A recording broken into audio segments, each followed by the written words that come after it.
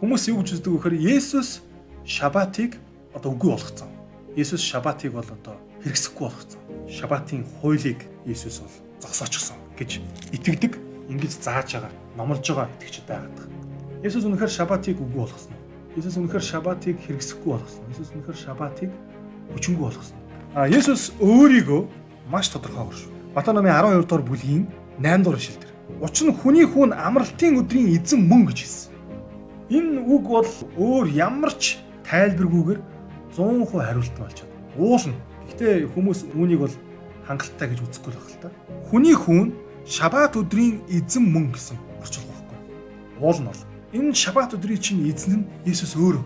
Хүмүүс юу гэж яриад байна вэхээр үгүй Есүс өөрөө шабатыг зөрчиж байсан шүү дээ. Дагдаггүй байсан шүү дээ. Хэлдэг.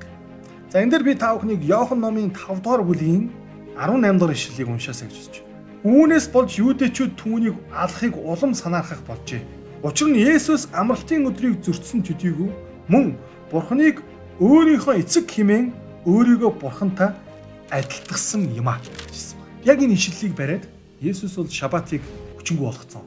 Есүс өөрөө тэр шабатыг чинь өөрөө зөрчиж ийсэн юм аа гэж тайлбарлах гэдэг. За гэтэл Иохан яагаад энэ хэсгийг ингэж бичсэн бэ гэхээр уул нь бол айгүй энгийн. Есүс амралтын өдрийг зөрчсөн нь хэрвээ үнэн тэгээд энэ нь үхэл түргэх шалтгаан юм бол үхэл түргэх чи өсөөгүй. Ямар нэгэн байдлаар гим үйлдсэн л гэсэн үг. Тэгэхээр Есүсийг хүмүүс алахыг санаарсан гэдэг чи өсөөгөр тэдний бодлоор энэ хиний бодлоо гэхээр юудэчүүд гэж хэлсэн. Энэ нь хиний талаас харж байгаа байр суурь гэхээр юудэчүүдийн талаас харж байгаа байр суурь. Юудэчүүд Есүсийг алахыг хүссэн. Ягаад гэвэл юудэчүүдийн бодлоор юудэчүүдийн нүдэнд Есүс шабатыг зөрчиж байгаа харагдсан. Юудэчүүдийн чихэнд Есүс өөрийгөө Бурхантай адилтгаж байгаа мэт өөрийнхөө эцгийг Бурхан гэж нэрлэж байгаа мэт сонсогдсон байхгүй. За тэгвэл бидэнд ийм асуулт гарч ирж байгаа. Яагаад тэдний нүдэнд Есүс шабатыг зөрчсөн мэт харагдав? Уул нь Есүс Лук номын 4-р бүлгийн 16 дугаар эшлэлдээс заншил ёсороо шабатад синагогт очиж судраас уншдаг. Заншил ёсороо шабатыг сахидаг. Уул нь Есүс шабат өдрийг дагаад байгаа, сахиад байгаа. Гэхдээ түүний хийсэн хэд хэдэн үйлдэлүүд нь юудэчүүдийн нүдэнд шабатыг зөрчиж байгаа мэт, сахихгүй байгаа мэт харагдсан байхгүй. Тэгэхээр Лук номын 5 дугаар бүлэг дээр бол Есүс өвчтөе хүнийг 38 жил өвдсөн тэр хүнийг Бетзада гэдэг цөөрмийн дэргэд Есүс шабат өдөр эмчилсэн байдаг. Тэгээд тэр хүнд юу гэж хэлсэн бэ гэхээр босоод дэвсгэрээ аваад яв. Ийм л үгийг хэлсэн. Энэ нь биелсэн нөгөө хүн хүмүүсийн нүдэн дээр дэвсгэрээ аваад явсан байдаг. За үүнийг нь яг юудэчүүд харж ирсэн. Тухайн эдгэрлийг авсан хүний хийсэн үйлдэл нь шабатыг зөрчсөн үйлдэл явуулсан. Яагаад гэвэл Юудын раби нар буюу хуулийн багш нарын Библийг заадаг теологчдын гаргаж ирсэн эртний судрууд байсан байна. Талмуд, Мишна гэдэг нэртэй.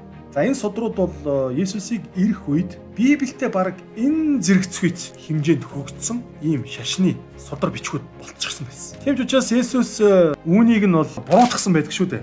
Матай номын 15 дугаар бүлэг дээр ингэхдээ энэ ард түмэн намайг амаараа хүндэлдэг гэвч тэдний зүрх надаас алс хол байдаг. Тэд хүнээс гарсан тушаал зааврыг сургаж надад дэмий хоосноор мөргөж байна.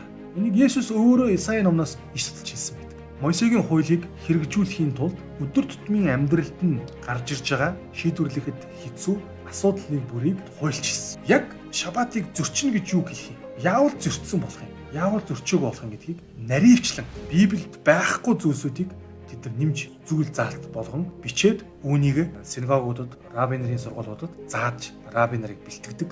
Үүгээрээ бас нийгмийн эвч чормыг сахиулдаг гэсэн.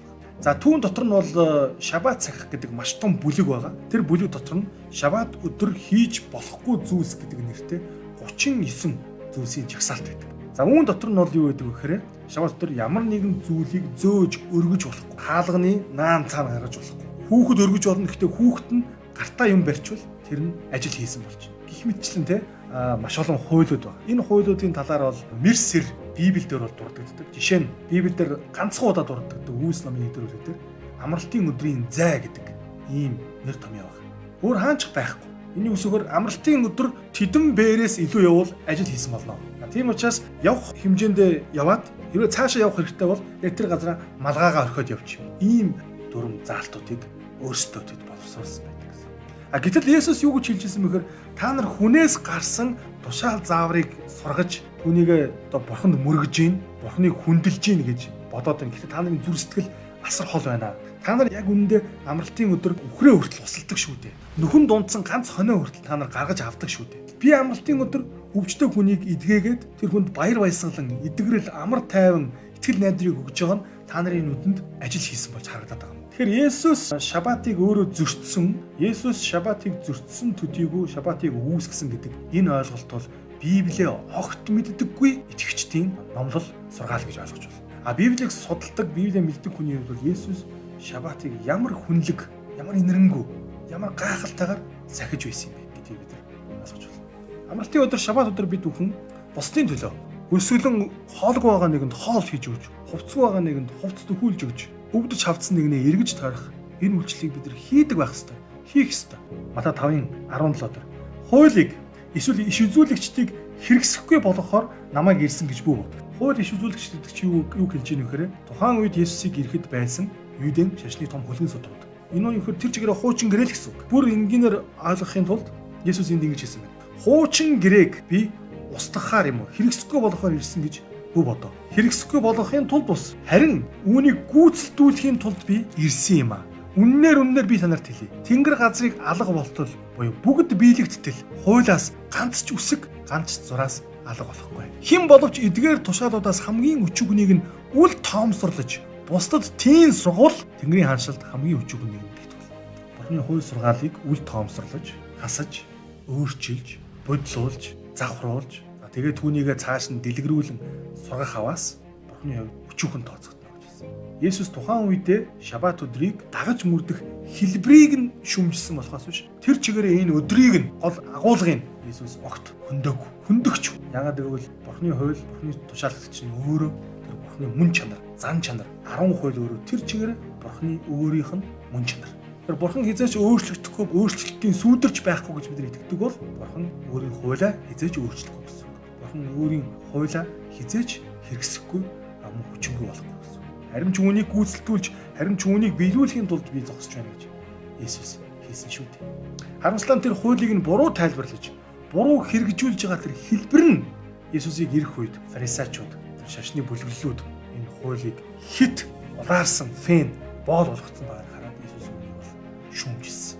Энэ бол миний санаа биш ээ. Энэ бол хүний санаа. Тэрнээс биш хүн амралтын өдрийн төлөө энэ дарамтанд орцсон, амралтын өдрийн төлөө хүн ингээд юм боол мэт, амралтын өдрийн дөнгөнд орцсон ийм биш ээ. Энэ амралтын өдөр чинь хүний төлөө өгөгдсөн юм аа гэдэг Есүс өөрөө маш тодорхой хэлсэн байна.